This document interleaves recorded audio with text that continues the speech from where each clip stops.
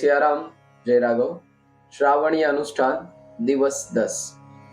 જમ કુબેર દિગપાલ જહાતે, કભી કો વિદ કહી સકે કહાતે, તુમ ઉપકાર સુગ્રીવ કિન્હા, રામ મિલાયે રાજપદ દીન્હા. ગોસ્વામીજી હજી એ ભગવાન રામના અનન્ય ભક્ત શ્રી હનુમાનજીના નિર્મળ યશનું વર્ણન કરતા ચોપાઈમાં જણાવે છે, જમ કુબેર દિગપાલ જહાતે. અગાઉની ચોપાઈમાં કીધું સનકાદિક બ્રહ્માદિ દેવતાઓ, મુનિઓ, નારદજી, શેષજી બધા જ વર્ણન કરી રહ્યા છે, પણ અહીંયા શબ્દ આપ્યો જમ કુબેર દિગપાલ જહાતે. યમ હોય, કુબેર હોય, દશેય દિશાઓના રક્ષક એટલે કે દિગપાળો હોય. કભી કો વિદ કહી શકે કહાતે. કેટલાય કવિઓ આવી જાય, કેટલાય વિદ્વાનો આવી જાય, પણ છતાં શ્રી હનુમાનજી મહારાજના યશનું વર્ણન થઈ શકતું નથી. કભી કો બિગ કહે સકે કહાતે. કઈ રીતે આ શ્રી તત્વનું વર્ણન કરી શકે? એટલા માટે આ તત્વ કેવું છે તો રામજીની સંપૂર્ણ કૃપાને પ્રાપ્ત કરનારું તત્વ, એનું વર્ણન કઈ રીતે થઈ શકે? એના માટે તો શાસ્ત્રાર્થના આધારે જાણી શકાય.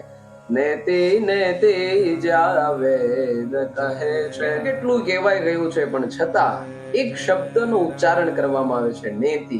આવું નથી, કંઈક અલગ છે. એટલા માટે શેષજી આવે, નારદજી આવે, બ્રહ્માદિ દેવતાઓ આવે, સનકાદિકો આવે, કવિઓ આવી જાય, વિદ્વાન આવી જાય, યમ, કુબેર, દિગપાળ બધા જ આવે છે, પણ છતાં હનુમાનજીના આ નિર્મળ યશનું વર્ણન થઈ શકતું. પછી કીધું છે તુમ ઉપકાર સુગ્રીવ કિન્હા. હનુમાનજીએ શું કર્યું છે? સુગ્રીવ ઉપર એક ઉપકાર કર્યો. શું ઉપકાર છે? બરોબર સાંભળજો. ઉપકારનો મતલબ ક્યાંક ને ક્યાંક અભિમાન સંદર્ભ થાય છે કે કોઈ વ્યક્તિ પર આપણે કંઈક એનું સારું કામ કરવું અને એને આપણે કંઈક ભાઈ આ ઉપકાર કર્યો છે, પણ અહીંયા શબ્દ સાત્વિક અર્થમાં છે. તુમ ઉપકાર સુગ્રીવ કિન્હા. સુગ્રીવ પર તમે એક ઉપકાર કર્યો છે. કયો? રામ મિલાઈ રાજપદ દીન્હા. કે સુગ્રીવ અને રામજીની મિત્રતા જે બંધાવી છે, રામજી અને સુગ્રીવનો જો મેળાપ કરાવ્યો છે, એનું તત્વતઃ વિધાન છે શ્રી હનુમંત. એટલે રામ મિલાઈ, રામજીનો ભેટો કરાવી દીધો, ઈ મોટામાં મોટો ઉપકાર છે સત્વ તત્વના સાનિધ્યમાં. કે તુમ ઉપકાર સુગ્રીવ કિન્હા. રામ મિલાઈ, રામજી સાથે મેળાપ થયો, પણ એનું પરિણામ શું? રાજપદ દિન્હા, કે કિષ્કિંધા નગરીનો રાજા બનાવ્યો. પણ આના ઘણા બધા આધ્યાત્મિક અર્થો થઈ શકે, પણ અહીંયા તત્વતઃ છે કે આપણે કથાથી બહુ સારી રીતે પરિચિત છીએ. હનુમાનજી મહારાજે રામજી અને સુગ્રીવનો મેળાપ કર્યો અને એ સમયે રાજપદ દિન્હા, કિષ્કિંધાનું રાજ્ય સોંપવામાં આવ્યું. ચાતુર્માસનો આરંભ થયો અને રામજીના શબ્દો અનુસાર સુગ્રીવને ચાતુર્માસમાં એ કિષ્કિંધાનું રાજ્ય સંભાળવાનો આદેશ મળ્યો. પણ આપણે સૌ જાણીએ છીએ કે જ્યારે કોઈ આવા બ્રહ્મ તત્વથી આપણે વિમુખ થઈએ અને પછી આપણે માયાની અંદર લપેટાઈએ, એટલે વળી પાછા હનુમાનજીના જ માધ્યમે મૈત્રી ચોક્કસ હનુમાનજીના સાનિધ્યમાં થઈ છે.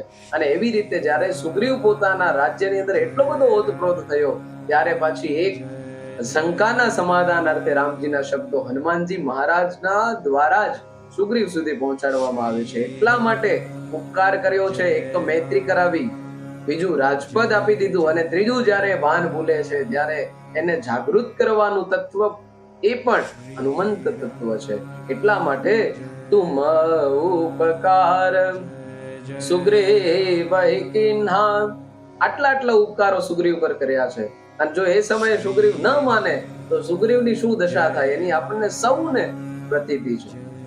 એટલા માટે રામ મિલાય રાજપદ દિન્હા. મળીએ છીએ આવતીકાલ સવારે. ત્યાં સુધી જય સિયારામ, જય રાઘવ. શ્રી રામ જય રામ. जय जय राम, श्री राम जय